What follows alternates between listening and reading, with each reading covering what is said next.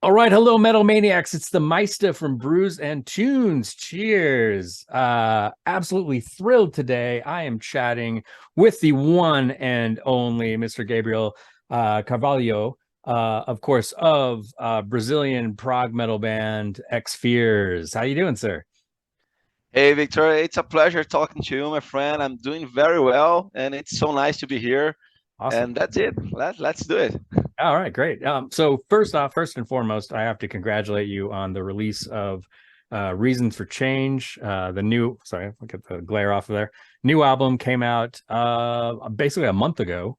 Yeah. And man, what a kick-ass, wonderful album. Just richly textured. I really love it. I've been digging it since you sent it to me. I guess I got it a couple weeks ago or last week, and yeah, it's been on my playlist constantly. So yeah, Oh, really that loving it. thank you, man. Thank you so much. Yeah, this is a brand new album, the second studio album of the band. We just released it on August 25th. So yeah, it's making month anniversary Yeah, in yeah, 2 days, and yeah, but we're so happy, for this release. It's been super well accepted by the media, and we're trying to spread the album worldwide. I mean, 3 weeks ago I went to the USA as we were chatting, oh yeah. and man, I left around 100 pieces in just in the USA. Oh, excellent, very good. So it's so nice, because this is what we're looking for. We're looking to spread the song. We're sending some pieces to Europe, to Japan as well. Nice. And I mean, we have music services, so people around the world can enjoy the song as well, So Yeah. yeah, we're super happy. Yeah, yeah, nice. And I know, I mean, obviously, with the, like iTunes and Spotify and all of that, but I mean, they can, people can go to your website and stream it as well. They can listen to your music on the Xspheres, is it .com or .net? Um, Exactly. yeah, Dot it'll be com. in the link will be in the description below for everybody to check that out. But yeah, so it's great. You can, check out the album, but I'd say just go buy it because it rules. And it's, yeah, you're selling it for like $10. What a deal. Exactly. Like, Yeah. and it's and wonderful packaging and just a great album. Like it really, um I had heard you before, but I'm one of those people. I'm an album guy. So Okay. like I'll hear a single and then I'm like, oh, that's cool, and then I don't listen to anything else because I want to listen to the entire experience. I love listening to an album from start to finish. And not that it's necessarily a concept album, but I just love the flow of an album. I'm old school. I'm old, so Yeah, I like to. I mean, it's different, right? I mean, when you get the booklet of the CD, when Mm, you take a look at the lyrics, at the design of the image. I mean, I understand you, man. And I'm also this guy, I'm old school guy in terms of having CDs and vinyls and so on. So it's totally different.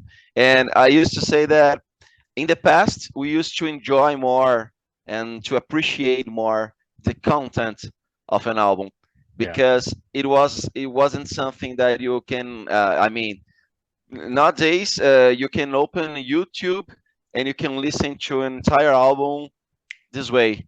yeah, So in the past we used to go to the shop to purchase the vinyl, to purchase the CD. So you used to open the booklet, take a look, and then you put in your CD player, and then the magic used to happen, yeah, right? yeah. Right. So it doesn't happen anymore. It's sad, but this is the new reality. I mean, but we can always keep the old things going. I mean, Yeah. I don't think that is gonna.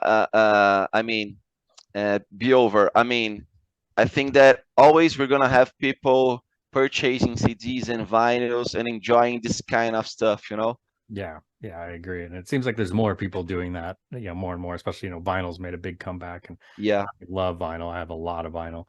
Um, Yeah, so that's cool. And I apologize when I introduced you in the beginning, I didn't mention that you're the vocalist and the keyboardist of XFEARS, and you formed the band. It's your band. You're the front man. You're the founding member, the Yeah, only original member, I believe, right? Like from way back, because you formed the band like 20 years ago initially, right? that's right. That's right. Yeah, we formed the band in 2002, so it's 21 years ago.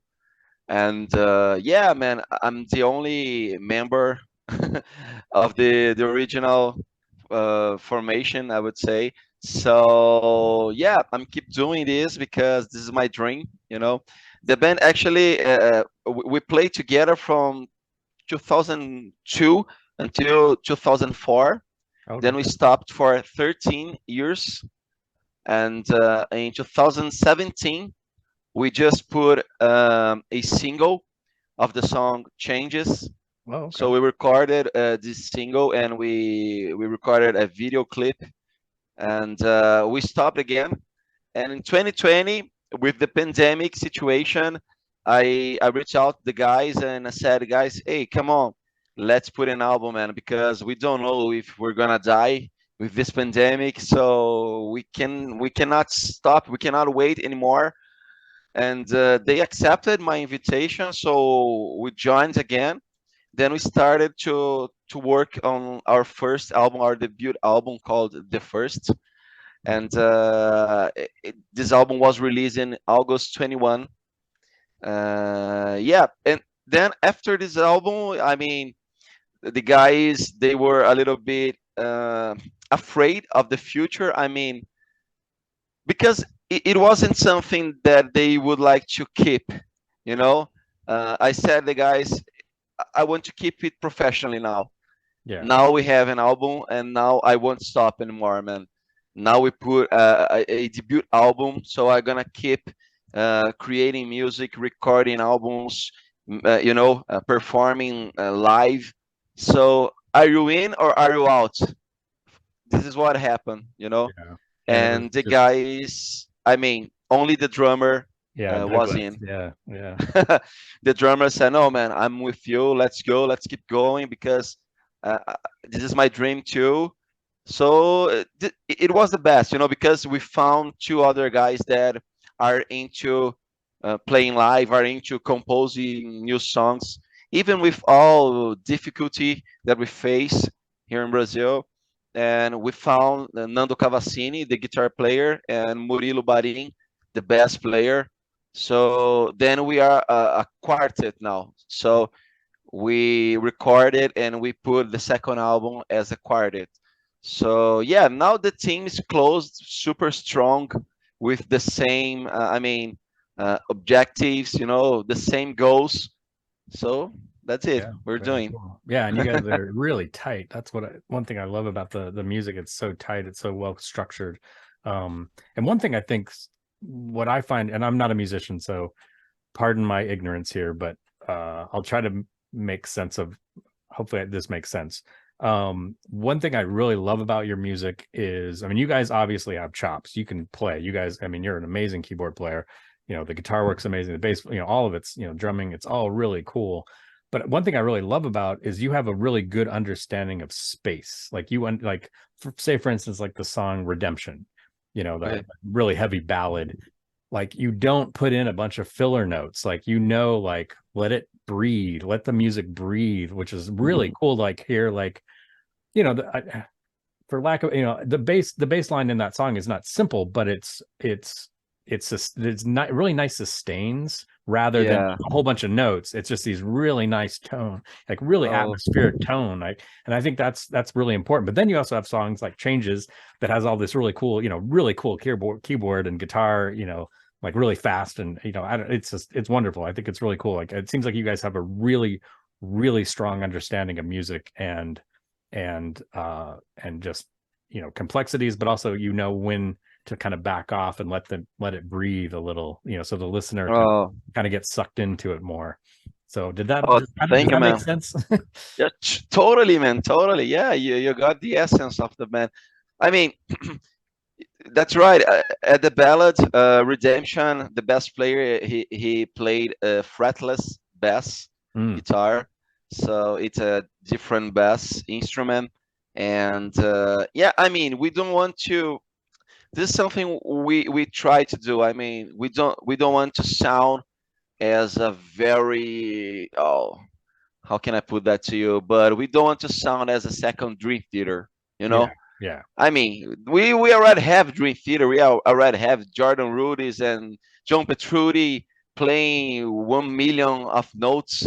Yeah. uh, we don't want to do the same thing, you know. We appreciate it, but what we want to try is put feeling and emotion in Yeah. our songs, you know. So we care a lot about the time duration of each song.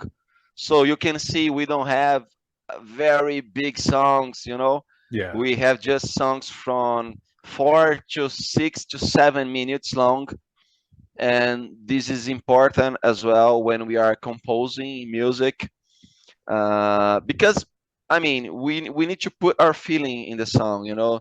So when the song requires fast solos, fast keyboard solos or fast guitar solos, we put them, Yeah. and we try to do our best to be something nice and creative. But not all songs requires the same thing, you know. So this is what I'm talking about, and it all becomes it all comes from our influential bands, you know. I mean, I have a great influence from the 80s, from Queensryche, for example. Oh I yeah. love Queensryche, the old ones. I love progressive rock, for example. I love Marillion.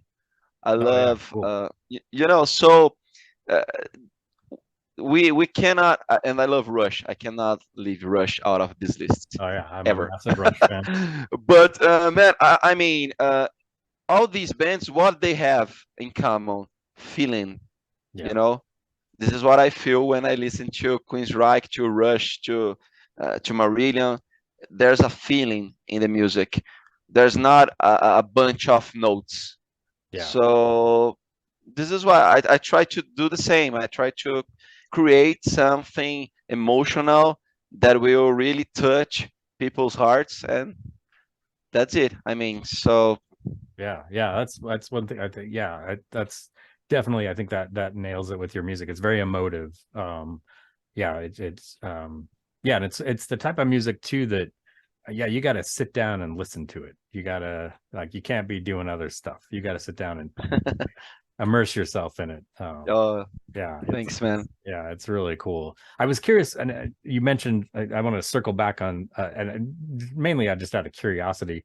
So you know that original band, you know, you said 2002, 2004 to 2004, and then broke up, and then 13 years later, you got back together.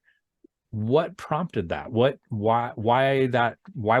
did it take so long? What made you decide to do it again? I'm just curious, like what Oh, changed? great question, man. Actually, in 2004, when we broke up, I was just 18 years old, Oh you wow. know. So I was very, very young, and I had to move on to another city, to another state here in Brazil. I Mm. used to live on a state called Minas Gerais. I will try to do something that you understand. I used to live on a place like Georgia, and I moved to Florida in the south, something like Okay. that. Yeah, okay. So you got it. And then, man, with the distance, things were hard to do, and I had no money at that time. I was just studying engineering. I was just doing my stuff, trying to become, you know, an adult person Right, yeah. with a job, a normal life. Because, I mean, it's hard in Brazil to live as a musician. Yeah. Even more if you are a heavy metal musician, it's almost impossible. Yeah. So you have to have a job, a profession, and so this is what I planned in the past. So when I was 18 years old, I left my parents' home, and I went to study on a college, and so I didn't have time to think about the band at that time, you know. I didn't have time and I didn't have money to invest on the band because believe me, to have this kind of band in Brazil, you have to put a lot of money to create an album, to create musical videos, you know, to do the marketing. I mean, you need to put money on this. And now I have money to invest on the band because I believe it. And coming back to in 2017, uh, I was, I mean, prepared to become a, a member of a prog metal band again. And I asked the guys to return with me, but at that time we didn't found a good drummer, and we didn't find a good bass player, so we just put a single, you know. Okay. And then things happened at that time, and it wasn't the right time. I mean, so we just stopped at that time in 2017. We talked each other, and we dealt to put some singles.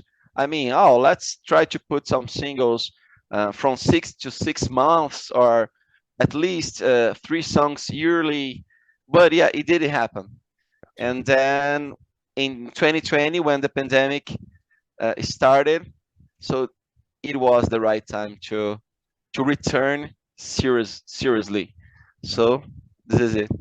Nice. Very cool. Very cool. Yeah, I was just curious, like what the kind of why there was such a huge gap in time. That's interesting. Yeah, it makes total sense. I mean, I totally understand that. Yeah, that's cool. So I was curious with the with the release of the new album. I would imagine you guys are doing some shows. Are you doing any touring? What do you have coming up? Yeah. Actually, we're doing a kind of touring in Brazil, you know, but Brazil is a continental country. It's really big, Yeah. as in the USA, but with a difference that we don't have a good transport system. So it's not cheap to get a flight, to get a frontier flight, for example, to go to the other side of the country. It's very expensive to get a flight here in Brazil.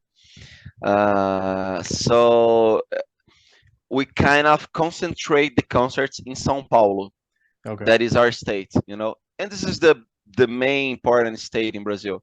Yeah. All the bands that come from outside Brazil, they come here to play in São Paulo, because São Paulo we have 20 millions of people living there.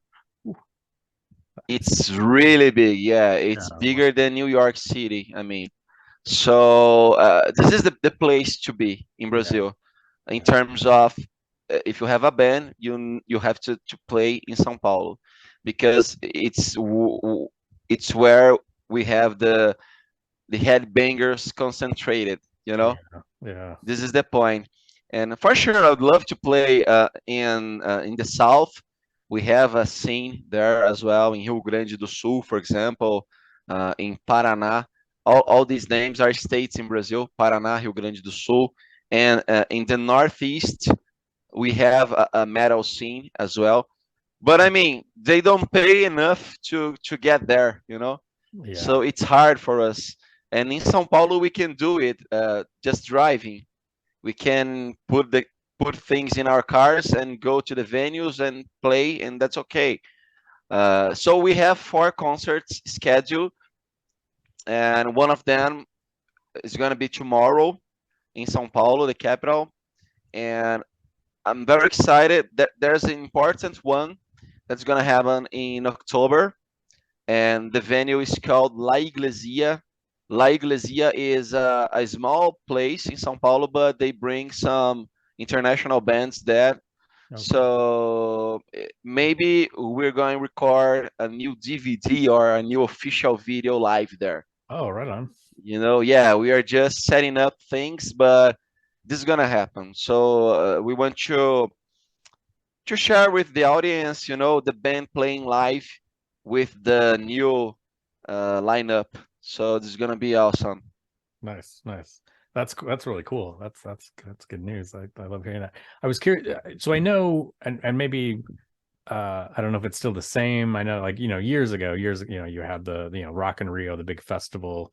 Did that still happen? Are there still are there metal festivals happening in Yeah, Brazil? man. Okay. Yeah, it's amazing. I went there last year Okay. for the first time, because Rio de Janeiro is not so.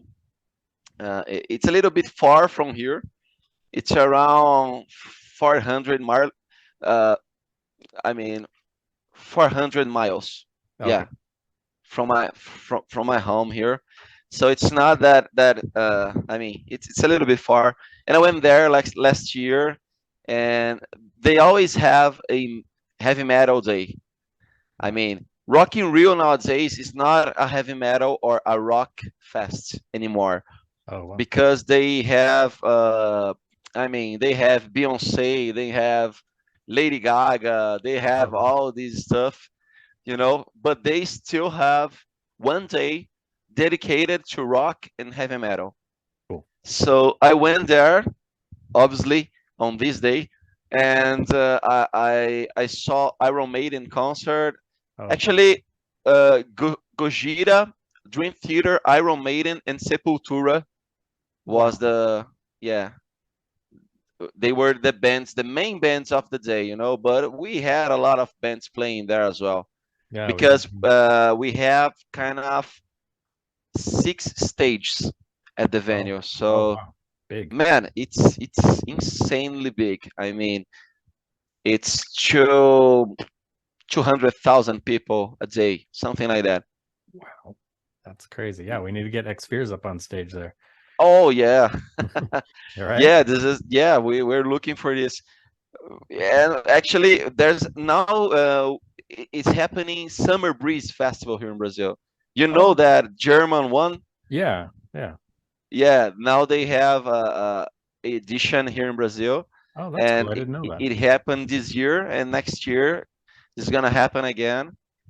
And and this one is easier to us to be playing into, because it happens in São Paulo, the capital. Nice. And yeah, we're trying to play there, because it's a kind of a good window for us to show the band to the headbangers here in Brazil. Yeah, definitely. And also to network with, I would imagine there'll be European bands playing it as well, right? Yeah, yeah, yeah. This year, I heard that Within Temptation will be here, Oh, cool. Mr. Big will be here, and yeah, Amorphis. Okay. Nice. Wow. Yeah, That's some cool. good bands. Yeah, last year Stratovarius was here, Skid Row. Yeah, they have good bands at this festival, And something that is good, and I'm happy about it, is that they are having a lot of opportunity to Brazilian bands. You know, just today they announced 4 Brazilian bands. And they are not Angra or Sepultura. 4 different bands. So Brazilian bands and good bands. I mean, so this is nice, because it's space for us, and we need this kind of space. Yeah. We need to show our job live. Yeah. That's cool. That's really cool. Do you and I know it's expensive. It's not easy. Do you foresee, in the future, maybe down the road a ways, getting out of Brazil, doing some tours, maybe as a Yeah, opening band for somebody, that'd be really cool to get to the States, or get to South, other countries in South America, Central America. sure, sure. This is in our plans, but we think this is not the right time to do it Okay. now, because I mean, we just have 2 studio albums, and I think that we need to have more studio albums to do this. At least 3 studio albums or 4 studio albums, and we need to be more known by the audience before we go there. Mm. So we're doing a really hard job here, trying to promote the band on YouTube using Google AdSense and all stuff we have available, to create this connection with the European audience and with the American audience, you know. But to be very honest with you, I would say that it's easier going to Europe before going to USA. Really? Yeah, I mean, because first of all, we need to get visas to go to USA, and to go to Europe, we don't need visa. Okay. I have visa, but the guys of the band they don't have. And I heard that to go to the USA to play live, you have to get kind of work visas, not just tourist visas. Yeah, yeah, you have to have a work visa. You know, so yeah, I mean, it's not impossible, but it requires an investment, you know. And I think that's gonna be easier going to Europe first, because there we can enter and we can play with no visa. And I have friends here in Brazil that do this every year. For example, there's a band here in my city, Campinas. Campinas is great, greater São Paulo, you know. They have a band called Kamala. Oh, yeah. It's a death metal band, Kamala. Yeah. And they went to France 6 times. Wow. Yeah. And they do some mini tours there. You know, they play kind of 15, 20 concerts a month when they go there. So it's super easy to do this, you know. I mean, because you don't need a lot of bureaucracy to solve. You just need to kind of contact the pubs, the local clubs, and kind of make a deal. And we are planning to do this in 25 or 26. Nice. You know, because probably in 25 we're gonna put a new album. This is the plan. Oh, great. We have already some compositions here. Oh. And yeah, we're working on that calmly. I mean, we're gonna work harder next year. Let's just enjoy the new release now. Yeah, yeah. But yeah, we are planning to put a new album in 2 years, you know. So when we have 3 albums released, and the name of the band will be bigger at youtube.com, I mean, and all the other platforms. So it's gonna make more sense than just going there, you know, and no one knows us, you know. So yeah, because it's an investment as well, you know. Right, yeah, smart. That's really smart. I think that's yeah, you've got a really good business sense about it. That's important, I think. You know, especially in this age, it's not like it used to be. You know, especially like a self-promoting band, you know, self-produced band. Yeah, I think that's intelligent. Yeah, that's a good way to do it. So you mentioned, you know, with the song, you mentioned songwriting, like you guys are working on or starting to work on some new stuff, new material for the next album. So are you the primary songwriter, or is it kind of a collaborative effort? How do you guys write your music?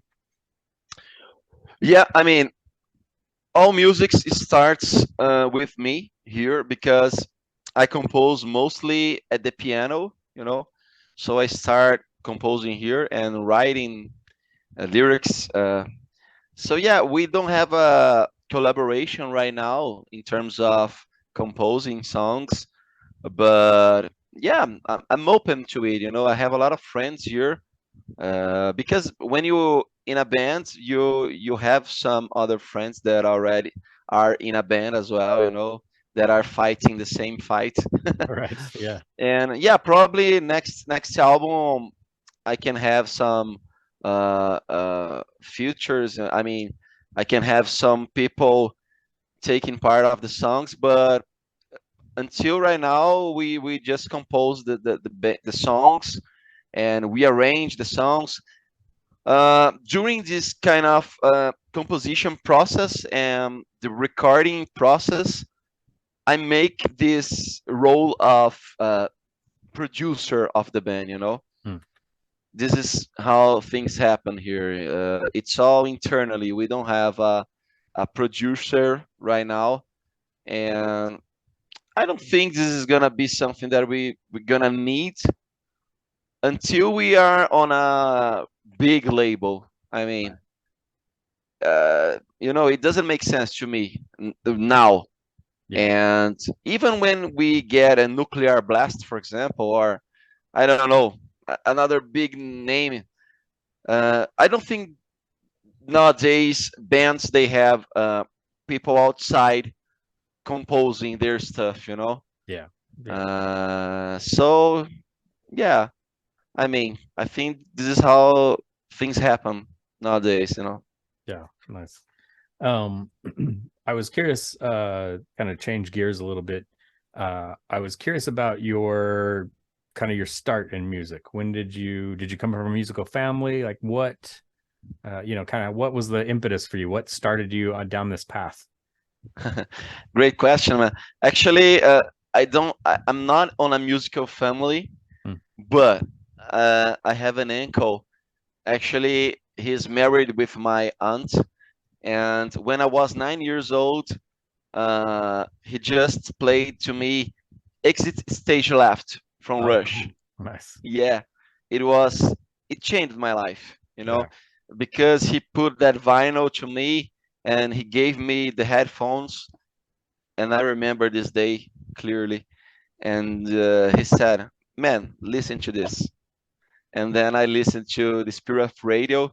Oh, and then, man, yeah, you know, I thought, man, I want to play something. So yeah, then after this, he showed me Van Halen, you know, and he showed me Jump, that song. I know Okay. it's weird, but yeah, he showed me that synthesizers, all that stuff, and then done. I want to play keyboards, and Nice. then I started with 10 years old, you know. So I started studying music. The first songs I've played was, I remember until now, it was Alberta from Eric Clapton, a Oh, blues song, yeah. and then Loving, Touching, Squeezing from Journey.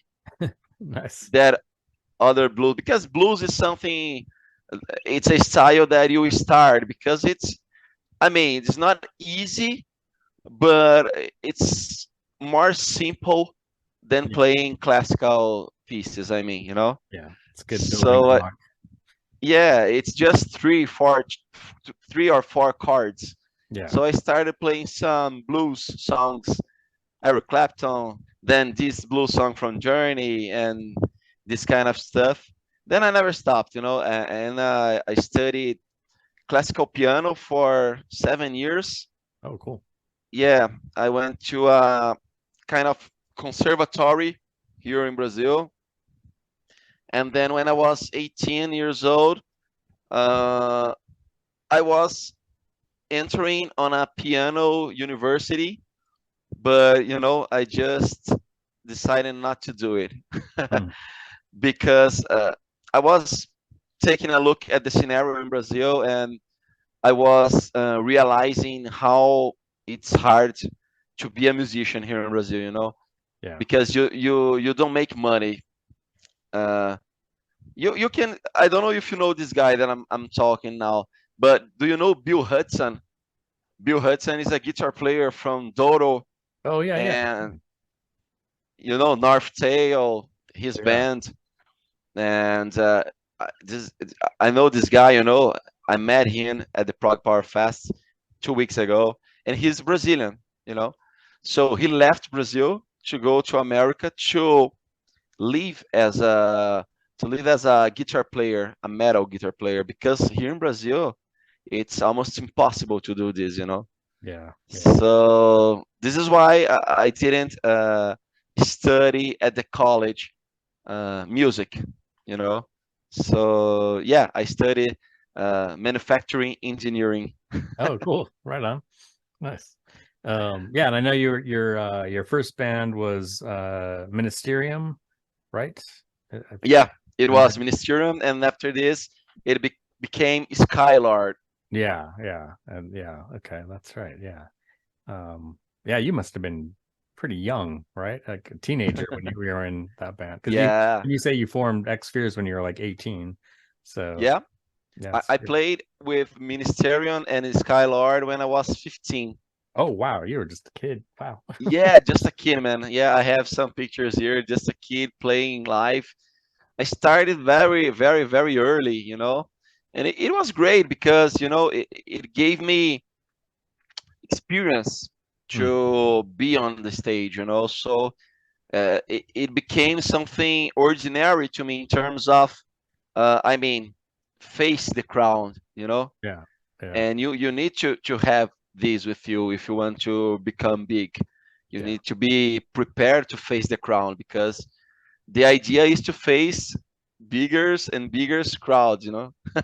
Yeah. No, thank you. Not Yeah. for me. Not for me.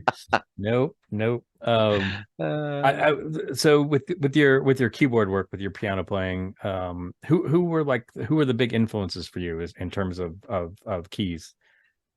man, I cannot say just one name, okay, but I will say four, five, six names for you. Uh, it started with Mark Kelly from Marillion. Hmm. I Yeah, mean, great. the keyboards are beautiful keyboard lines, you know. Uh, he knows very well how to create a atmosphere in the songs, in my opinion. Yeah, So Tony Banks from Genesis, great. uh, I think this guy is a genius as well. You know, this is what I mean. They don't need to play fast Yeah, to be or to create keyboard lines very nice. You know, so I love these guys. And but now let's talk about fast guys.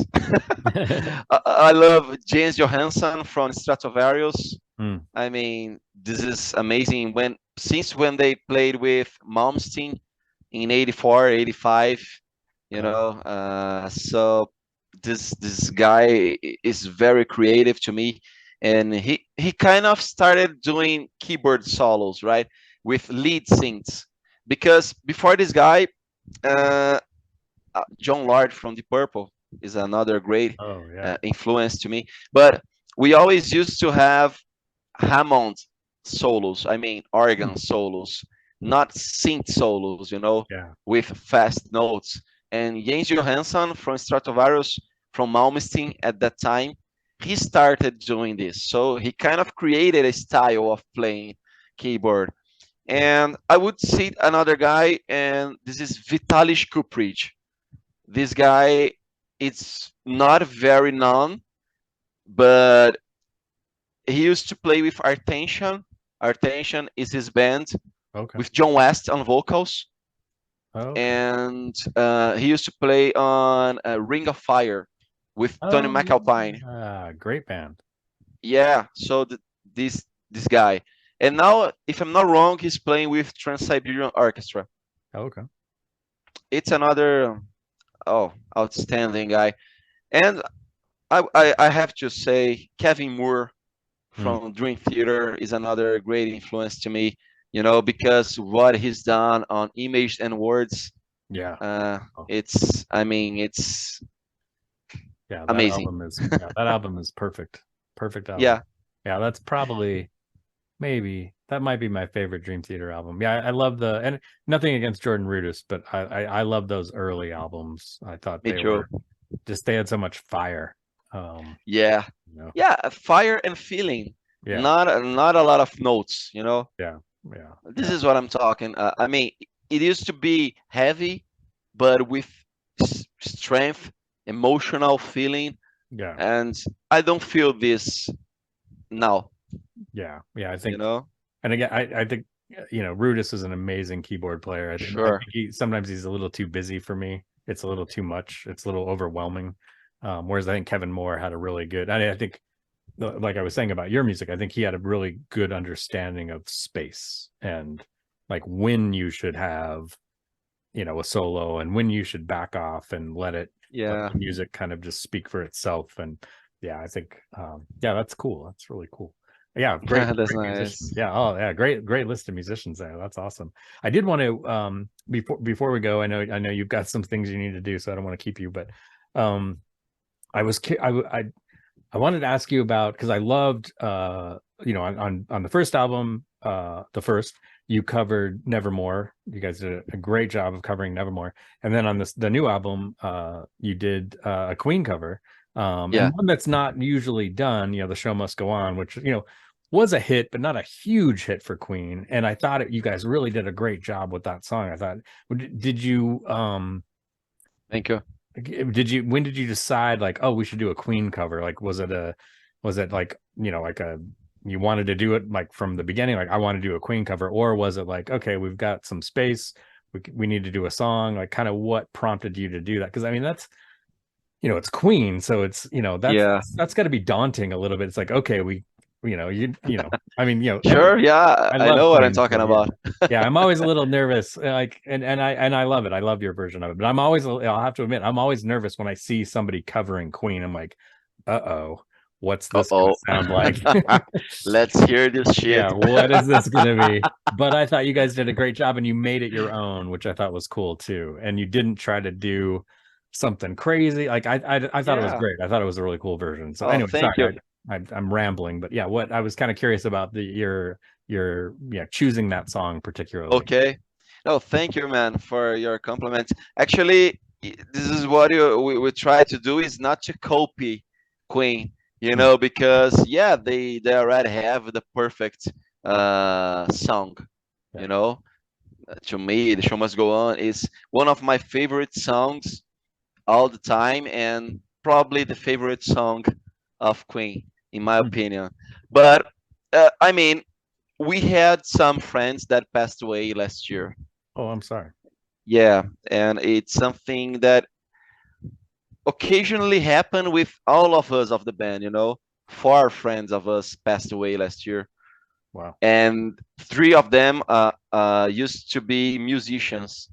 Oh, okay. So, so this is why we chose "The Show Must Go On," because it's a song that talks about death and talks about that we cannot stop the music, we cannot stop the show, you know, and it has a kind of connectivity with the lyrics of the album as well. Yeah. So, and this is something that we are trying to do in all our albums.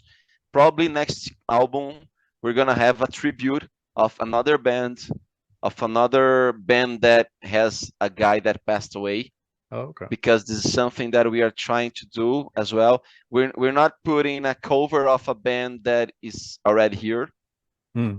Yeah. you know. It doesn't make sense to me, you know, and to the band. So this is why we chose this song, you know, because it has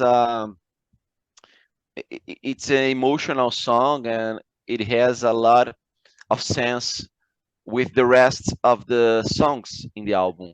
Yeah, I think it So fits really well. It it fits really fits really well. well, right? So yeah, and we try to do the best. So for example, the tone of the song, the tune of the song, you know, I lowered the tune of the song because I don't want to sing as Fred Mercury, and I cannot sing as Fred Mercury, you Yeah. know. So we did the arrangements to create a kind of atmosphere, uh, XFEARS atmosphere, I would say. Mm. You know, we wanted to sound as XFEARS creating a song. Nice. Yeah, that's cool. And I think you did Yeah, that. You did a really good job with that too, with you know, with the first album, with, you know, doing the Nevermore song, the yeah, believe in Believe in nothing. Nothing. And then to go from that into the Prelude to Pain and Pain, or the Worst Pain. I thought that was a cool transition, you know, especially Yeah, with his loss, you know, the loss of Wayne. So I thought that was a cool and very emotional kind of build up. All of that was, yeah, that was really cool. That's cool. That's interesting. Like, yeah, I'll be really curious to hear what you decide to cover, what your tribute's going to be on your next album. I'm interested to hear what that is. Yeah, don't tell me. I want to be surprised. I'm really curious. oh yeah. Yeah, that'll be cool. That'll be cool. I'm excited for that. Awesome. Well, Gabriel, this has been an absolute pleasure chatting with you today. Thank you so very much. For those of you watching, look in the description below. I've got links to the XFEARS pages. You definitely want to check them out, especially if you're a fan of, you know, like bands like Camelot and I mean, I hate comparing bands, but I mean, you know, if you're into progressive metal and progressive rock, you're gonna dig these guys a lot of cool stuff. You can get both their CDs, the first and the Reasons for Change, on their website for only like $10. $10 a piece. So go do it. And you can stream it. You can check it out. Killer music. So again, Gabriel, thank you so very much. Absolute pleasure chatting with you. Cheers, my friend. Thank you so much, Victor. Yeah, it was a pleasure to me as well. I'm very happy to be here talking to you. And guys, please take a look at XFEARS, and you can watch our videos. We have dozens of videos at youtube.com/XFEARS Go there. You're gonna enjoy it, I hope. Yeah. Thank you so much, my friend. It was a pleasure. Thank you. Thank you. Oops.